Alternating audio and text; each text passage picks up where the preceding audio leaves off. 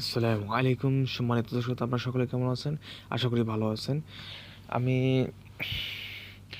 ভিডিওতে বানানোর জন্য আসতে চাইছিলাম না, তবে অডিওতে ভয়েস দিয়ে আপনাদের সাথে আমার বক্তব্য শেয়ার করছি।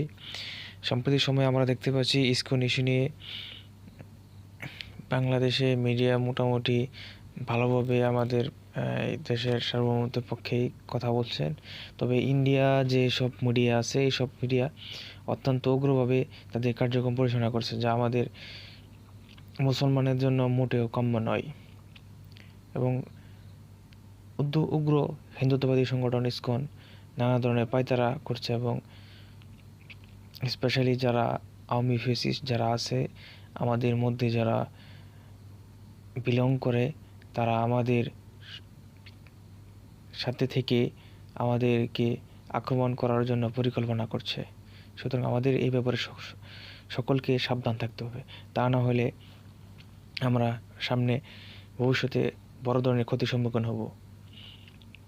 ইন্ডিয়ার যত সব মিডিয়া আছে, বেশিরভাগ মিডিয়া তারা ইসলাম বিদ্বেষী, এবং তারা ইসকনের পক্ষে কথা বলছে। যদি তারা অপরাধ করে থাকেও, তার অপরাধ করলেও তারা এটা অপরাধ মনে করে না, এবং তারা শুধু অপপ্রচার চালাচ্ছে তাদের মিডিয়াতে যে হিন্দুদের উপরে অত্যাচার করা হচ্ছে, যা মোটেও সত্য এবং গ্রহণযোগ্য খবর না।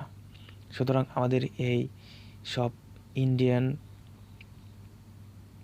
যে নিউজ আছে, এইসব নিউজ গুজব থেকে দূরে থাকতে হবে। সবাইকে ধন্যবাদ জানিয়ে আমার সংক্ষিপ্ত বক্তব্য এখানে শেষ করলাম। আসসালামু আলাইকুম।